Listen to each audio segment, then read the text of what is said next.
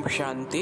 आज की तारीख 2 अगस्त 2021 मधुबन से शिव बाबा की मुरली।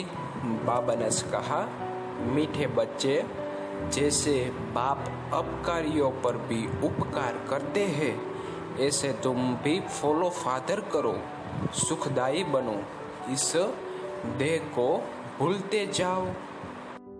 परमात्मा जैसे अपकारियों पर भी उपकार करते हैं, वैसे हमें भी कोई हमारी निंदा करता है, गलत बोलता है, कुछ व्यर्थ हमारे लिए हमारे प्रति करता है, तो उसको भी हमें नज़रअंदाज करना है।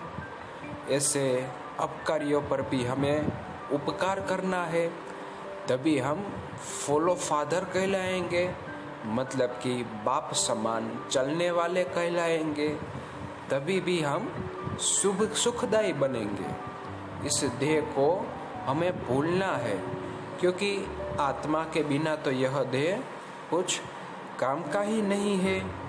आज का प्रश्न है, देही अभिमानी रहने वाले बच्चों की मुख्य निशानियाँ क्या होगी?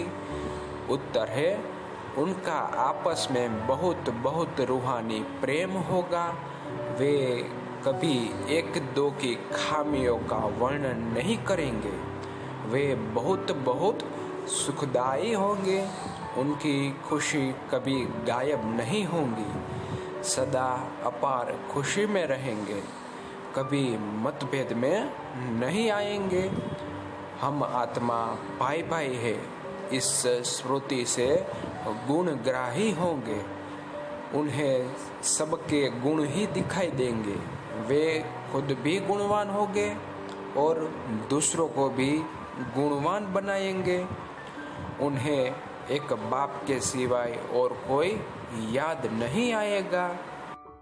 देही अभिमानी बच्चे, मतलब कि शरीर का भान भूल अपने को आत्मा समझते हैं, वह बच्चे का मुख्य निशानियाँ होगी कि वह आपस में रूहानी प्रेम से रहेंगे। खामियाँ तो सब में होगी, लेकिन एक दूसरे की खामियों को वो नहीं देखेंगे, सुख से रहेंगे। उनके चेहरे से खुशी कभी भी गायब नहीं होगी, अपार खुशी में रहेंगे। कभी ऐसा बोलचाल मतभेद नहीं होगा, एक दूसरे से लड़ेंगे झगड़ेंगे नहीं।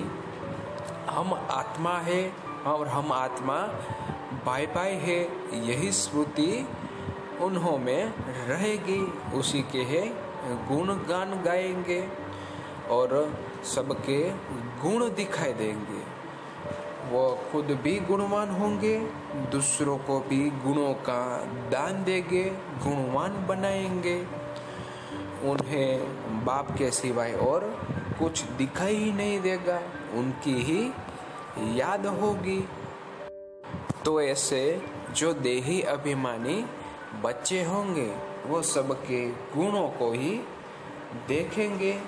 सामने वाला कुछ भी बोले, कैसा भी बोले, व्यर्थ बोले, हमारे प्रति कुछ भी अशुभ बोले, लेकिन वह उसको ग्रहण नहीं करेंगे। एक कान से सुनेंगे जरूर, पर दूसरे कान से निकाल देंगे। जो अच्छी अच्छी बातें होगी उसको ही अपने अंदर रखेंगे, बाकी व्यर्थ को तो निकाल फेंकेंगे। सब में कोई ना कोई बुराई तो होती ही है, इसलिए उसकी बुराई को न देख, अच्छाई को देख उसको ग्रहण करते हैं। आज का वरदान है, मैंपन का त्याग कर सेवा में सदा खोए रहने वाले त्यागमूर्त सेवाधारी भव। सच्चे सेवाधारी बन अगर सफलता प्राप्त करनी है, तो हमें मैंपन का त्याग करना है। मैं सेवा कर रहा हूँ, मैंने सेवा की, मैंने इतनी सेवा की, तो ये मैंपन आया तो खो जाएंगे। इसलिए हमें परमात्मा की याद में ही मैंपन का त्याग करना है, और तभी सेवा सच्चे अर्थ में हो जा सकती है। मैं सेवा नहीं कर रही हूँ, पर करनहार हूँ। करण करावनहार बाप है, मतलब कि बाप द्वारा हम सेवा के लिए निमित्त बने हुए हैं। इसीलिए मैंपन का त्याग करना है, बाप के लव में लीन रहना है। अगर परमात्मा की याद में ही खोए हुए रहेंगे तो इसी को ही कहा जाता है याद में खोए हुए रहकर मैंपन का त्याग करके करने वाले सच्चे सेवादारी। तभी हम त्याग मूर्त कहलाएंगे।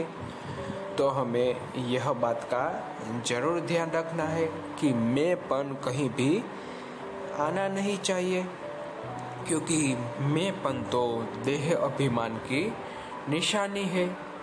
आज का स्लोगन है, व्यर्थ को समाप्त कर दो तो सेवा की ऑफर सामने आएगी। आजकल सब व्यर्थ में बहुत उलझे हुए हैं। कोई भी कार्य काम का है या नहीं, पर अपने लिए मनोरंजन के लिए उसको हम करते हैं, जो कि व्यर्थ होता है। तो हमें व्यर्थ को समाप्त करना है। कोई भी बात अगर शॉर्ट में पूरी हो जाती है तो उसका पूरा पहाड़ नहीं बनाना है, मतलब कि राई का पहाड़ नहीं बनाना है। फुल स्टॉप लगाकर उस बात को वहीं समाप्त कर देनी है। तो ऐसे व्यर्थ को समाप्त करेंगे तो सेवा की ऑफर जरूर सामने आ जाएगी। सेवा मांगने की जरूरत नहीं पड़ेगी, जिससे हमें उस सेवा का रिगार्ड मिलेगा, फल मिलेगा। शिव बाबा की मुरली का यह वीडियो लाइक करिएगा, शेयर करिएगा और चैनल को भी सब्सक्राइब करिएगा। शिव बाबा का ज्ञान ज़्यादा से ज़्यादा लोगों में शेयर करिएगा। अच्छा, ओम शांति।